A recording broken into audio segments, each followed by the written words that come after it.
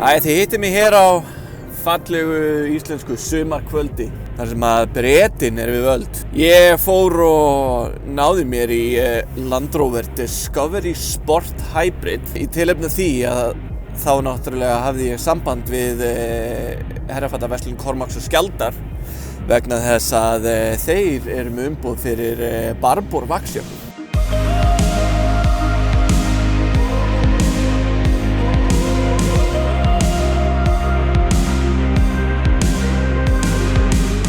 Eins og með alla aðra hybridbíla hægt að keyra þennan bíl á rafmagni einu saman og fullhlaðnum og þá hann að ná okkar 44 km í bestu mögulegum ástæðum. Það ætti að duga í allt innanbæjar snattdagsdaglega og þá maður voða lítið að fara að nota bensínvélina. En það rosa gott að vita það að maður verði ekki í strand ef að rafmagnið klárast. Maður hefur alltaf varaafl til að keyra þér áfram. Þessi bíl skilar samanlagt 300 hestaaflum. Bensínvélin skilar einhverjum 200 hestaaflum og svo bætist rafmagnsmótorinn ofan á. Maður finnur alveg fyrir því, maður finnur fyrir því að þessi bensínvél, hvað ég er búinn að sakna þess að keyra á bílum með bensínvélum.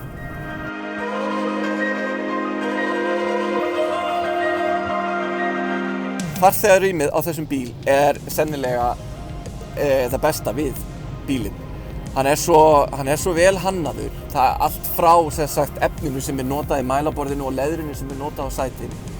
Þessum tiltekna bíla þá eru rauðir saumar í sætunum sem að passa og eru í stíl við rauðu málninguna sem eru á bílnum sjálfum.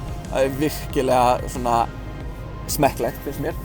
Einnig leðrið hérna í miðjum sætunum, það andar þannig að sveitar raskinar heyra á sögunni til. Það eru líka svona hlutir eins og infotainment-kerfið hérna. Jaguar Land Rover hefur lagt mikla vinnu í að hanna sitt kerfi alveg frá grunni.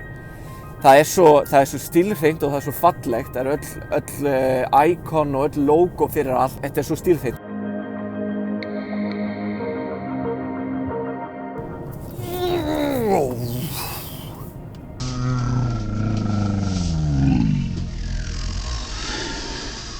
Já, þarna var ég næstuði búinn að keyra á ref sem að stökk fyrir veginn.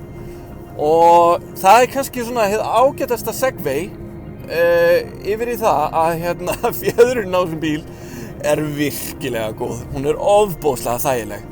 Refnum var það ekki meint af, en það náði ég að sveigja fyrir hann. Þetta var skringilegasta en sennilega besta test sem hægt er að gera á fjöðrunni.